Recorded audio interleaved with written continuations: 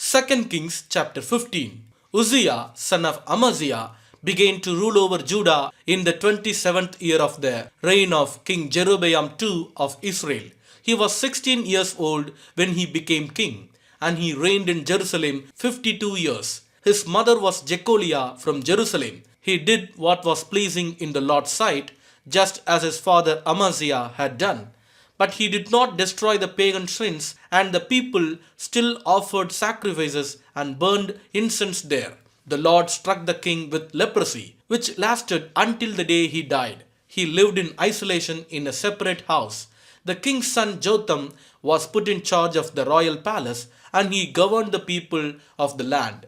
The rest of the events in Uzziah's reign and everything he did are recorded in the book of the history of the kings of Judah. When Uzziah died, he was buried with his ancestors in the city of David, and his son Jotham became the next king. Zechariah, son of Jeroboam II, began to rule over Israel in the 38th year of King Uzziah's reign in Judah. He reigned in Samaria 6 months. Zechariah did what was evil in the Lord's sight, as his ancestors had done. He refused to turn from the sins that Jeroboam, son of Nebat, had led Israel to commit. Then Shallum, son of Jabesh, conspired against Zechariah, assassinated him in public, and became the next king. The rest of the events in Zechariah's reign are recorded in the book of the history of the kings of Israel. So the Lord's message to Jehu came true. Your descendants will be kings of Israel down to the 4th generation. Shallum, son of Jabesh, began to rule over Israel in the 39th year of King Uzziah's reign in Judah. Shallum reigned in Samaria only 1 month. Then Menahem, son of Gadi, went to Samaria from Tirzah and assassinated him, and he became the next king. The rest of the events in Shallum's reign, including his conspiracy, are recorded in the book of the history of the kings of Israel. At that time, Menahem destroyed the town of Tappuah and all the surrounding countryside as far as Tirzah, because its citizens refused to surrender the town. He killed the entire population and ripped open the pregnant women. Menahem, son of Gadi, began to rule over Israel in the 39th year of King Uzziah's reign in Judah. He reigned in Samaria 10 years. But Menahem did what was evil in the Lord's sight. During his entire reign, he refused to turn from the sins that Jeroboam, son of Nebat, had led Israel to commit. Then King Tiglath-Pileser of Assyria invaded the land, but Menahem paid him 37 tons of silver to gain his support in tightening his grip on royal power. Menahem extorted the money from the rich of Israel, demanding that each of them pay 50 pieces of silver to the king of Assyria. So the king of Assyria turned from attacking Israel and did not stay in the land. The rest of the events in Menahem's reign and everything he did are recorded in the book of the history of the kings of Israel. When Menahem died, his son Pekahiah became the next king. Pekahiah, son of Menahem, began to rule over Israel in the 50th year of King Uzziah's reign in Judah. He reigned in Samaria 2 years. But Pekahiah did what was evil in the Lord's sight. He refused to turn from the sins that Jeroboam, son of Nebat, had led Israel to commit. Then Pekah, son of Ramaliah, the commander of Pekahiah's army, conspired against him. With 50 men from Gilead, Pekah assassinated the king, along with Argub and Ariah, in the citadel of the palace at Samaria. And Pekah reigned in his place. The rest of the events in Pekahiah's reign and everything he did are recorded in the book of the history of the kings of Israel. Pekah, son of Ramaliah, began to rule over Israel in the 52nd year of King Uzziah's reign in Judah. He reigned in Samaria 20 years. But Pekah did what was evil in the Lord's sight. He refused to turn from the sins that Jeroboam, son of Nebat, had led Israel to commit. During Pekah's reign, King Tiglath-Pileser of Assyria attacked Israel again, and he captured the towns of Ijon, Abel-Mithmaachah, Janoah, Kadesh, and Hazor. He also conquered the regions of Gilead, Galilee, and all of Naphtali, and he took the people to Assyria as captives. Then Hoshea, son of Elah, conspired against Pekah and assassinated him. He began to rule over Israel in the 20th year of Jotham, son of Uzziah. The rest of the events in Pekah's reign and everything he did are recorded in the book of the history of the kings of Israel. Jotham, son of Uzziah, began to rule over Judah in the second year of King Pekah's reign in Israel. He was 25 years old when he became king, and he reigned in Jerusalem 16 years. His mother was Jerusha, the daughter of Sadok. Jotham did what was pleasing in the Lord's sight. He did everything his father Uzziah had done, but he did not destroy the pagan shrines, and the people still offered sacrifices and burned incense there. He rebuilt the upper gate of the temple of the Lord. The rest of the events in Jotham's reign and everything he did are recorded in the book of the history of the kings of Judah. In those days, the Lord began to send King Rezin of Aram and King Pekah of Israel to attack Judah. When Jotham died, he was buried with his ancestors in the city of David, and his son Ahaz became the next king. 2 Kings chapter 16. Ahaz, son of Jotham, began to rule over Judah in the 17th year of King Pekah's reign in Israel. Ahaz was 20 years old when he became king, and he reigned in Jerusalem 16 years. He did not do what was pleasing in the sight of the Lord his God, as his ancestor David had done. Instead, he followed the example of the kings of Israel, even sacrificing his own son in the fire. In this way, he followed the detestable practices of the pagan nations the Lord had driven from the land ahead of the Israelites. He offered sacrifices and burned incense at the pagan shrines and on the hills and under every green tree. Then King Rezin of Aram and King Pekah of Israel came up to attack Jerusalem. They besieged Ahaz but could not conquer him. At that time, the king of Edom recovered the town of Elath for Edom. He drove out the people of Judah and sent Edomites to live there, as they do to this day. King Ahaz sent messengers to King Tiglath-Pileser of Assyria with this message: I am your servant and your vassal. Come up and rescue me from the attacking armies of Aram and Israel. Then Ahaz took the silver and gold from the temple of the Lord and the palace treasury and sent it as a payment to the Assyrian king. So the king of Assyria attacked the Aramean capital of Damascus and led its population away as captives, resettling them in Kir. He also killed King Rezin. King Ahaz then went to Damascus to meet with King Tiglath-Pileser of Assyria. While he was there, he took special note of the altar. Then he sent a model of the altar to Uriah the priest, along with its design in full detail. Uriah followed the king's instructions and built an altar just like it, and it was ready before the king returned from Damascus. When the king returned, he inspected the altar and made offerings on it. He presented a burnt offering and a grain offering. He poured out a liquid offering, and he sprinkled the blood of peace offerings on the altar. Then King Ahaz removed the old bronze altar from its place in front of the Lord's temple, between the entrance and the new altar, and placed it on the north side of the new altar. He told Uriah the priest, use the new altar for the morning sacrifices of burnt offering, the evening grain offering, the king's burnt offering and grain offering, and the burnt offerings of all the people, as well as their grain offerings and liquid offerings. Sprinkle the blood from all the burnt offerings and sacrifices on the new altar. The bronze altar will be for my personal use only. Uriah the priest did just as King Ahaz commanded him.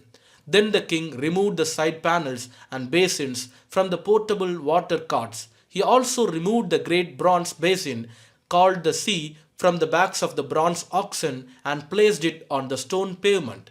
In deference to the king of Assyria, he also removed the canopy that had been constructed inside the palace for use on the Sabbath day, as well as the king's outer entrance to the temple of the Lord. The rest of the events in Ahaz's reign and everything he did are recorded in the book of the history of the kings of Judah. When Ahaz died, he was buried with his ancestors in the city of David. Then his son Ezekiah became the next king. 2 Kings chapter 17. Hosea, son of Elah, began to rule over Israel in the 12th year of King Ahaz's reign in Judah. He reigned in Samaria 9 years. He did what was evil in the Lord's sight, but not to the same extent as the kings of Israel who ruled before him. King Shalmaneser of Assyria attacked King Hoshea, so Hoshea was forced to pay heavy tribute to Assyria. But Hoshea stopped paying the annual tribute and conspired against the king of Assyria by asking King So of Egypt to help him shake free of Assyria's power. When the king of Assyria discovered this treachery, he seized Hoshea and put him in prison. Then the king of Assyria invaded the entire land, and for 3 years he besieged the city of Samaria. Finally, in the ninth year of King Hoshea's reign, Samaria fell, and the people of Israel were exiled to Assyria. They were settled in colonies in Hala, along the banks of the Habor River in Gozan, and in the cities of Medes. This disaster came upon the people of Israel because they worshipped other gods. They sinned against the Lord their God, who had brought them safely out of Egypt and had rescued them from the power of Pharaoh, the king of Egypt. They had followed the practices of the pagan nations the Lord had driven from the land ahead of them, as well as the practices the kings of Israel had introduced. The people of Israel had also secretly done many things that were not pleasing to the Lord their God. They built pagan shrines for themselves in all their towns, from the smallest outpost to the largest walled city. They set up sacred pillars and Asherah poles at the top of every hill and under every green tree. They offered sacrifices on all the hilltops, just like the nations the Lord had driven from the land ahead of them. So the people of Israel had done many evil things, arousing the Lord's anger. Yes, they worshipped idols despite the Lord's specific and repeated warnings. Again and again, the Lord had sent his prophets and seers to warn both Israel and Judah.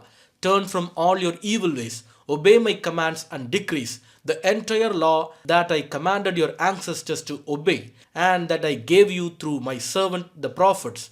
But the Israelites would not listen. They were as stubborn as their ancestors who had refused to believe in the Lord their God. They rejected his decrees and the covenant he had made with their ancestors, and they despised all his warnings. They worshipped worthless idols, so they became worthless themselves. They followed the example of the nations around them, disobeying the Lord's command not to imitate them. They rejected all the commands of the Lord their God and made 2 cows from metal. They set up an Asherah pole and worshipped Baal and all the forces of heaven.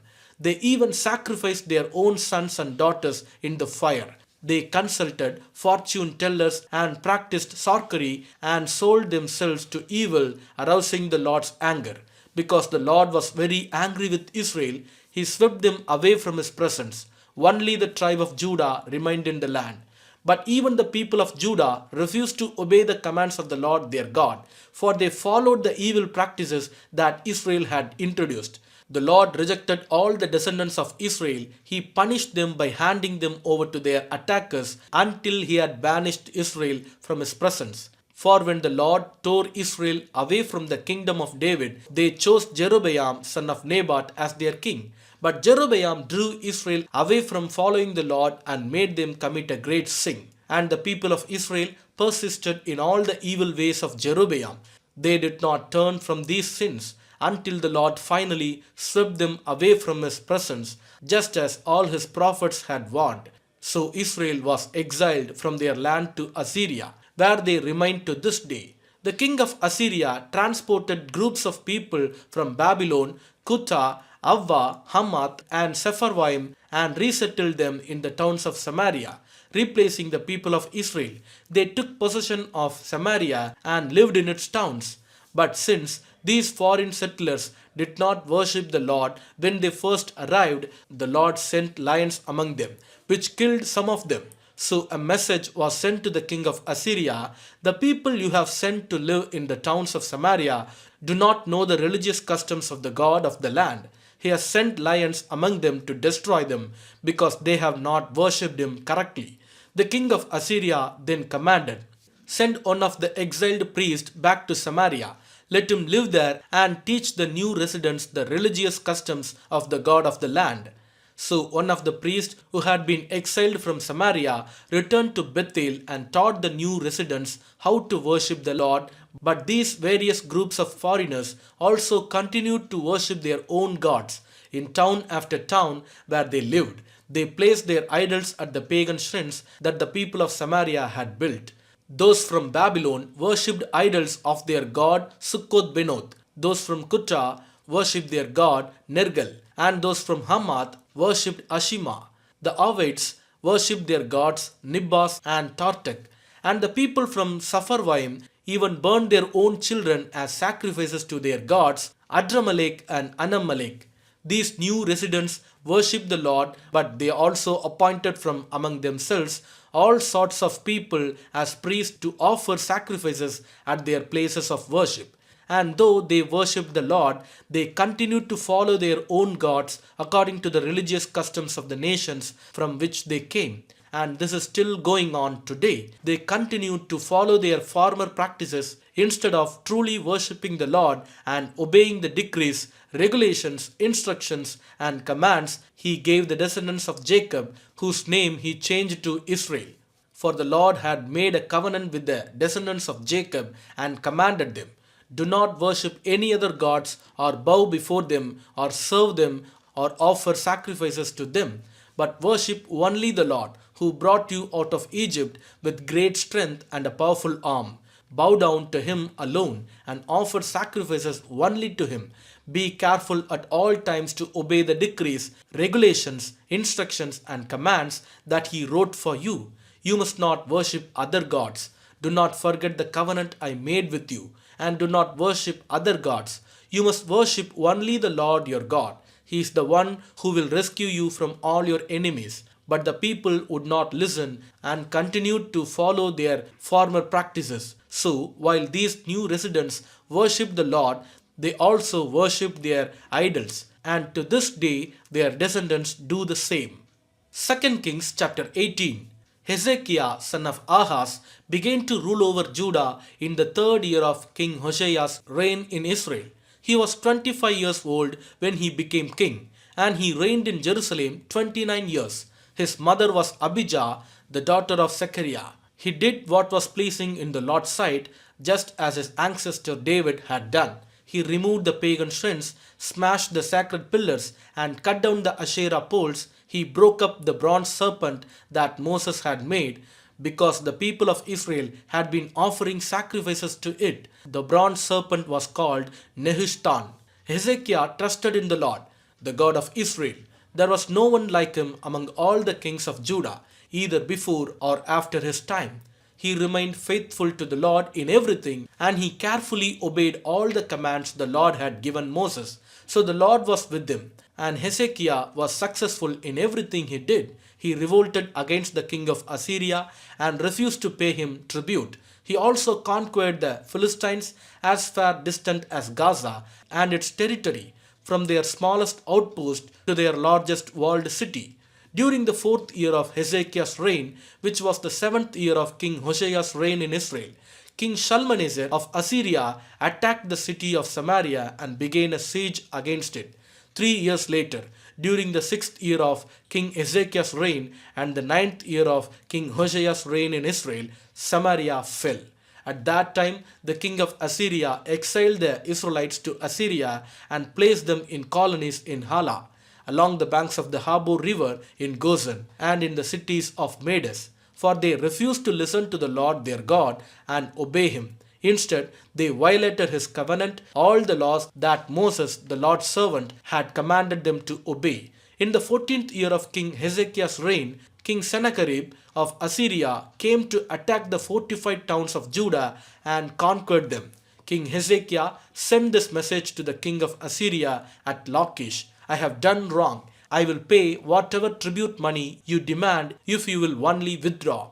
The king of Assyria then demanded a settlement of more than 11 tons of silver and 1 ton of gold. To gather this amount, King Hezekiah used all the silver stored in the temple of the Lord and in the palace treasury. Hezekiah even stripped the gold from the doors of the Lord's temple, and from the doorpost he had overlaid with gold, and he gave it all to the Assyrian king. Nevertheless, the king of Assyria sent his commander-in-chief, his field commander, and his chief to staff from Lachish with a huge army to confront King Hezekiah in Jerusalem. The Assyrians took up a position beside the aqueduct that feeds water into the upper pool near the road leading to the field where cloth is washed. They summoned King Hezekiah, but the king sent these officials to meet with them: Eliakim, son of Hilkiah, the palace administrator; Shebna, the court secretary; and Joah, son of Asaph, the royal historian. Then the Assyrian king's chief of staff told them to give this message to Hezekiah: "This is what the great king of Assyria says. What are you trusting in that makes you so confident? Do you think that mere words can substitute for military skill and strength? Who are you counting on that you have rebelled against me? On Egypt? If you lean on Egypt, it will be like a reed that splinters beneath your weight and pierces your hand. Pharaoh, the king of Egypt, is completely unreliable. But perhaps you will say to me, 'We are trusting in the Lord our God.' But isn't he the one who was insulted by Hezekiah? Didn't Hezekiah tear down his shrines and altars and make everyone in Judah and Jerusalem worship only at the altar here in Jerusalem? I'll tell you what, strike a bargain with my master, the king of Assyria. I will give you 2,000 horses if you can find that many men to ride on them. With your tiny army, how can you think of challenging even the weakest contingent of my master's troops, even with the help of Egypt's chariots and charioteers? What's more, do you think we have invaded your land without the Lord's direction? The Lord himself told us, 'Attack this land and destroy it.'" Then Eliakim, son of Hilkiah, Shebna, and Joah said to the Assyrian chief of staff, "Please speak to us in Aramaic, for we understand it well.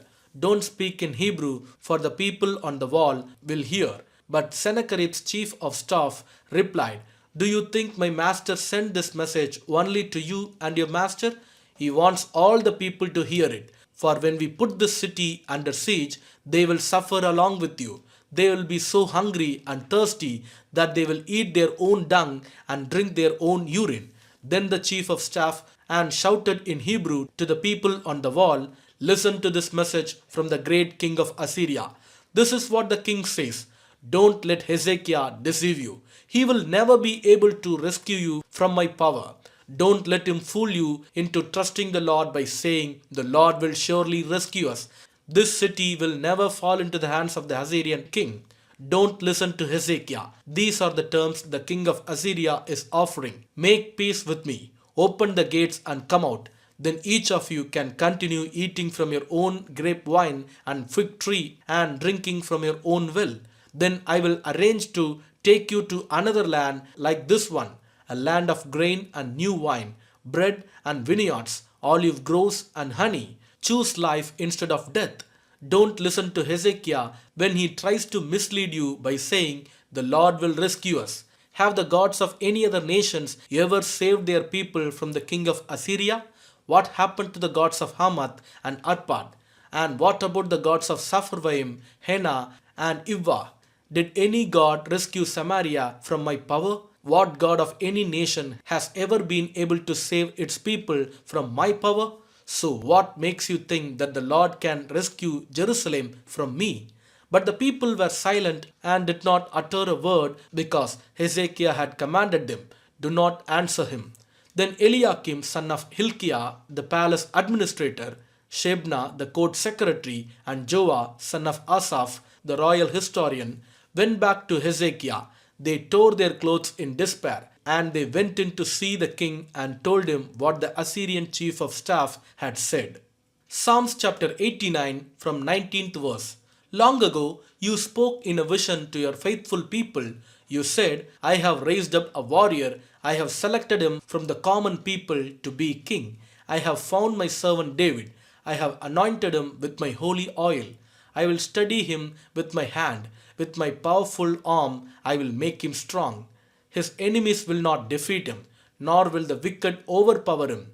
I will beat down his adversaries before him and destroy those who hate him.